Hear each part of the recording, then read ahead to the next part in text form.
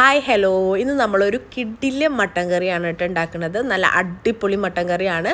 അപ്പോൾ നമുക്ക് ആദ്യം മട്ടൻ വേവിച്ചെടുക്കാം കേട്ടോ. അപ്പോൾ നമ്മൾ കുക്കറിലാണ് കേട്ടോ വേവിക്കുന്നത്. അപ്പോൾ അതിനൊരു കുക്കർ എടുത്തിട്ട് നമ്മൾ കാശ്മീരി ചില്ലി പൗഡറാണ് കേട്ടോ ഇട്ടിരിക്കുന്നത്. സാധാ മുളക് പൊടി ഉള്ളവർക്ക് അതും ഇടാം, എരിവ് വേണ്ടവർക്ക് സാധാ മുളക് പൊടി ഇടാം കേട്ടോ. അത് കഴിഞ്ഞിട്ട് കുറച്ച് മഞ്ഞൾപ്പൊടിയും കുറച്ച് ഗരം മസാലപ്പൊടിയും കുറച്ച് കുരുമുളക് പൊടിയും പിന്നെ കുറച്ച് മല്ലിപ്പൊടി ഇട്ടിട്ട് നമ്മളെ ഇഞ്ചി വെളുത്തുള്ളിയും പച്ചമുളകും ചുവന്നുള്ളിയും കൂടിയിട്ടുള്ള പേസ്റ്റാണ് കേട്ടോ നമ്മൾ ഇട്ടിരിക്കുന്നത്. അതിന് ശേഷം കഴുകി വെച്ചിട്ടുള്ള മട്ടൻ ഇട്ട് നന്നായി മിക്സ് ചെയ്ത് കൊടുക്കാം കേട്ടോ.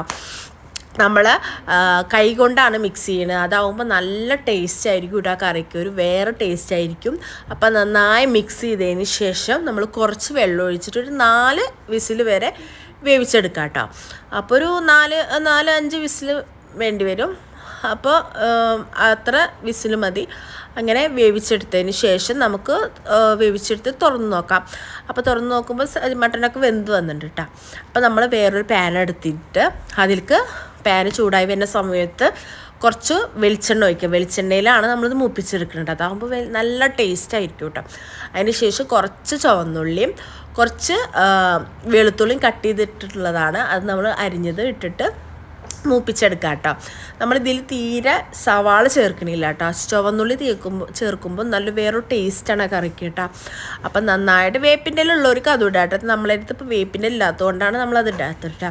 അപ്പം നന്നായിട്ട് മൂത്ത് വരുമ്പോൾ നമ്മൾ തക്കാളി അരിഞ്ഞിടാം കേട്ടോ. നമ്മൾ തക്കാളി നേരത്തെ വേവിക്കണേൽ ഇട്ടിട്ടില്ല. അത് കാരണം ഒരു തക്കാളി ചെറുതായിട്ട് കട്ട് ചെയ്തത് ഇട്ടിട്ടുണ്ട്. എന്നിട്ട് നമ്മൾ വേവിക്കാൻ വേണ്ടിയിട്ടാണ് ഇട്ടത്. എന്നിട്ട് വെന്ത് വരുമ്പം ഒന്ന് വാടി വരുന്ന സമയത്ത് നമുക്കതൊന്ന് മൂടി തുറന്നിട്ട് ഇളക്കി കൊടുക്കാം കേട്ടോ. എന്നിട്ട് ആവശ്യത്തിന് ഉപ്പൊക്കെ ഇട്ടിട്ട് നന്നായി മിക്സ് ചെയ്യാം കേട്ടോ. എന്നിട്ട് ഒന്നും കൂടി അടച്ച് വെച്ചിട്ട് നന്നായിട്ട് അത് വറ്റി ഇങ്ങനെ വാടി വരുന്ന സമയത്ത് നമ്മുടെ വേവിച്ച് വെച്ചിട്ടുള്ള മട്ട അതിലേക്ക് ഇടാം കേട്ടോ. എന്നിട്ട് നന്നായിട്ട് മിക്സ് ചെയ്യുക. എന്നിട്ട് നമുക്ക് കുറച്ച് വെള്ളം ഒഴിച്ചിട്ട് ആ വെള്ളം വറ്റണം വരെ നമുക്ക് അടച്ച് വെച്ചിട്ട് വേവിക്കാം കേട്ടോ. അപ്പം നന്നായിട്ട് വറ്റി വരുന്നത് വരെ നമുക്ക് തിളച്ചിട്ട് നന്നായി ഇങ്ങോട്ട് തിളക്കട്ടെ. ലോ ഫ്ലെയിമിൽ ഇട്ടിട്ടില്ലെങ്കിൽ പെട്ടെന്ന് അത് വറ്റിപ്പോവും, അടി പിടിക്കുകയും ചെയ്യും കേട്ടോ. ഇതാകുമ്പോൾ ലോ ഫ്ലെയിമിൽ ഇട്ടിട്ട് കുറേശ്ശെ ഇങ്ങനെ വറ്റി വരുമ്പോൾ നല്ല അടിപൊളി ടേസ്റ്റാണ് കേട്ടോ ആ കറിക്ക്.